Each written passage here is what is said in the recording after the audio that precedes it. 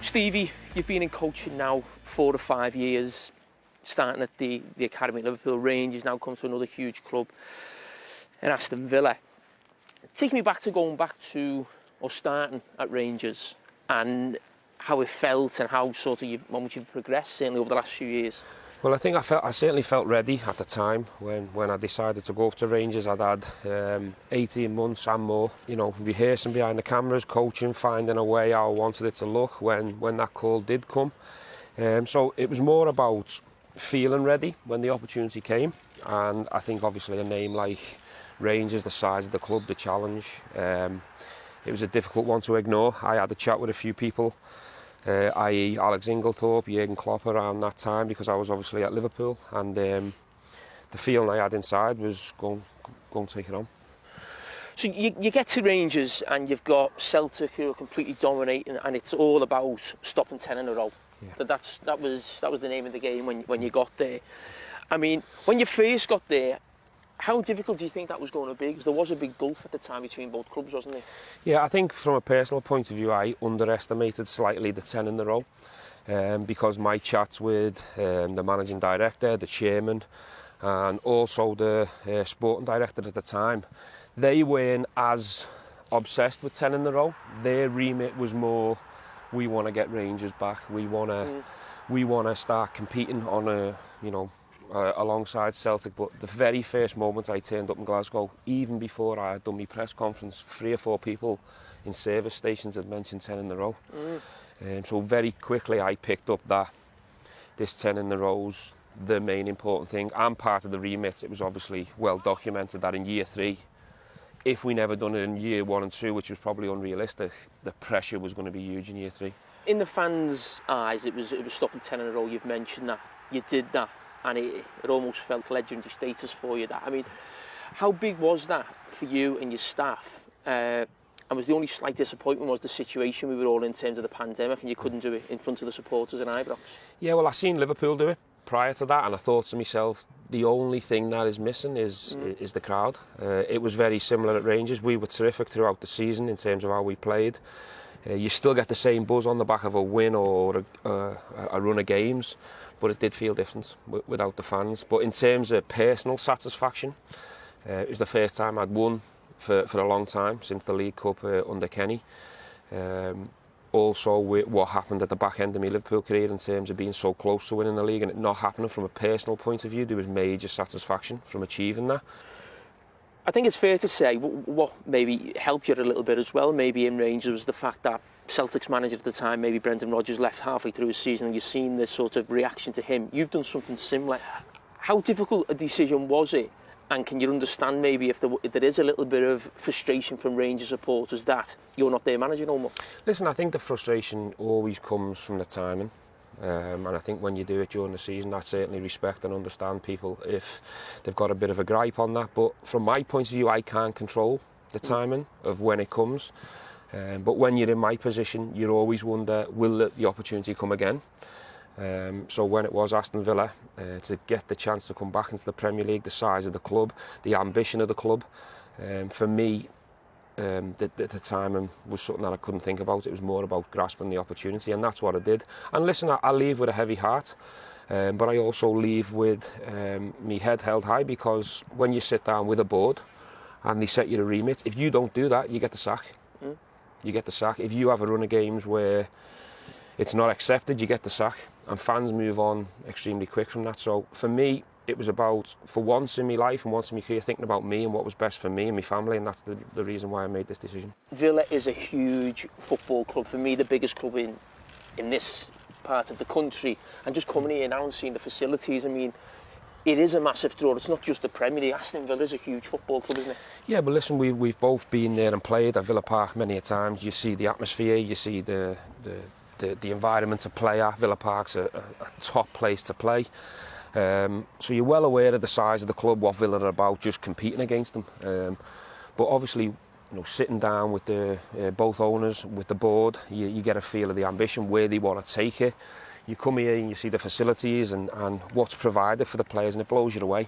What do you see in the growth in this place in terms of, you look at the infrastructure, the training ground, the stadium, you as manager now, the playing group that you've got, where do you think you can take Villa in the next 3 or 4 years? What's the ambition? Well, I think the owners have certainly backed the ambition up. I think they've invested a lot into this group of players.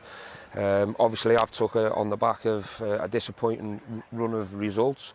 But I look at teams now, and I looked at teams from afar before I took the job, like West Ham, like Leicester, teams like that part of a European journey now. Leicester won the FA Cup last year.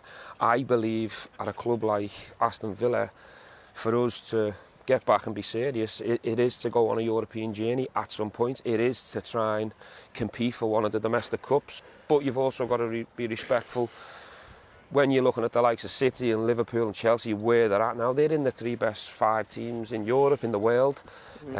So there is a big gap. That will take, obviously, a lot longer than the realistic ambitions for me. You've just mentioned those 3 sides, and you think of the managers they've got, and of course lots of other great sides and managers within the Premier League, but was that a big draw to compete against the best managers in the world, basically, when you look at, Tuchel, you look at Jurgen Klopp, you look at Pep Guardiola and others? Listen, I think I'm very respectful to them managers, and of course they're world class. For me, I'm a different, completely different part of the journey, if you like, in terms of what I've done or where I am. Of course, I certainly recognise that. But when I was a player, I was always someone who wanted to play in Europe against the best players and test myself. I always wanted to do that in the Premier League. It always gets mentioned about Scholes, Lampard, Keane's, Vieira's. They were the duels that excited me. Now, I don't want to get above my station and say I've come to the Premier League to take Klopp on or Guardiola. That's not the case. It's just a case of being in the best league in the world. Being able to coach some really high-level players and try and improve them and try and take the team forward, whilst competing against the best managers and the best teams in the world. If that doesn't excite you, then I'm probably in the wrong game. What can we expect from a Steven Gerrard team if someone hasn't seen your Rangers team, hasn't followed the Scottish League too much? What is a Steven Gerrard football team? What does he want from his team? Well, I thought in an ideal world I want teams to feel us, first and foremost. It was the way I like to play. All the best teams that I played in had a real structure and organisation about it, and they were aggressive. And you always knew, win, lose or draw, against the best Liverpool teams or even the best England teams, that they were aggressive, they're organised. Plus, they had real exciting players within it to entertain the fans. So in an ideal world, I know it's easy, every manager wants the same thing. If you ask any manager that question, they're going to say, I want to play hard to beat and play lovely attacking football. But for Aston Villa, we want to try and change the mentality of being a club historically where you could win one, draw one, lose one, and it'd be all right. No, we want to become a team that finds better level consistency. That teams, when they come to Villa Park, they know they've been in a game, whatever the outcome of that game is. And we want to be able to go to stadiums anywhere really and be a real threat and try and take points off other people. How different are players now, and how different is it for you to manage new generation of players, younger players? Are they different? Because you were a leader as a player, you were a figurehead at Liverpool. Everyone looked up to you. It's probably the same now as a manager because you've got that role and seniority. But tell me what it's like. What are the personalities like? Are they different now? I think it doesn't really matter what the personalities are. I think it's on me where I've got to get to know them. And you've got to build relationships with all your players. I think first and foremost from every player, they want your trust. They want to know if you've got the back. I think the game's changed in a lot of ways in terms of going into dressing rooms and throwing things about and screaming in people's faces. Don't get me wrong, there's still certain individuals that might need that. But you need to know whether he needs that, because I think how it's changed is maybe you can lose a player very quickly in this day and age. So that's on me to get to know these players extremely well. What buttons do they need pressing? Some do they need an arm around them? Do they need a bit more love and support? Do they need a bit more encouragement? Or are they the type where you can go for them? You know, have they got that strength where you can go for them in a 1v1 in front of people? Different things float different boats. On Sunday, you're coming up against Leicester. Brendan Rodgers, a manager you know really well, and that was the sort of competition when you originally went up to Scotland. I mean, how much have you taken from what you learned or watched from Brendan? You mentioned you're trying to sort of integrate that with maybe the pragmatic style of maybe a Gerard Houllier or a Rafa Benitez. How difficult it is to get that balance between the two?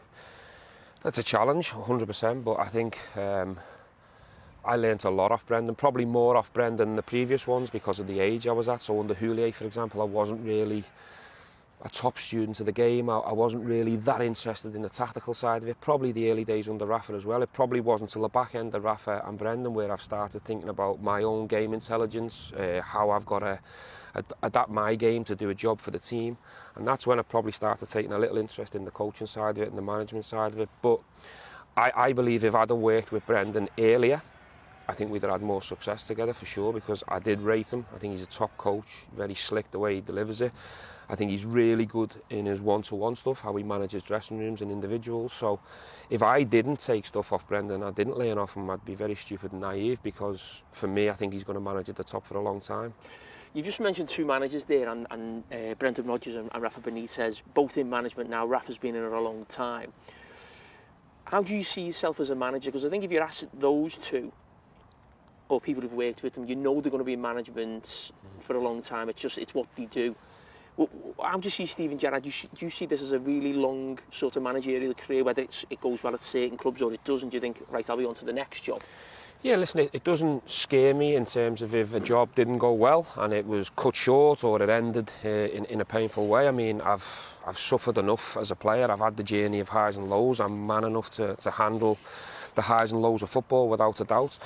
I don't know in terms of longevity. I don't have any targets beyond Aston Villa. I know a lot of people have been speaking about that in the last couple of weeks.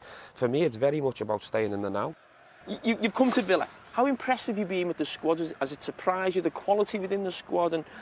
And also when a new manager comes in, people automatically thinking, oh, he's bring his own men in, players, changes. I mean, do you think that much needs changing? No, I think they've done some fantastic work here, and I think the clear thing for me is when you come in and you speak to existing staff who are staying around, whether they be football staff or part of the medical department, everyone speaks well about Dean Smith. Everyone loves him here. They understand he's a local lad.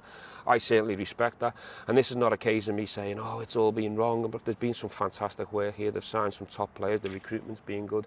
So it's very much a case of what's good, what can we improve on, what can we tweak, what can we change, and move it forward from there. But I think there's been some top work here. I think to get Villa where they was, to finish last year in the middle of the Premier League, obviously they were on the back of 5 defeats, but the performances within that probably didn't deserve that. So no, not at all. For me, very much respected the work that's gone on before, and it's just about can we build on that and try and take it to the next level. You had a brilliant record at Villa Park as a player. I remember that standing behind you. Do you think that can be replicated as a manager here? I hope so, Jay. That's the dream, that's the challenge. I'd love nothing better than to give these fans some good memories and some good times. That's the challenge for all of us together.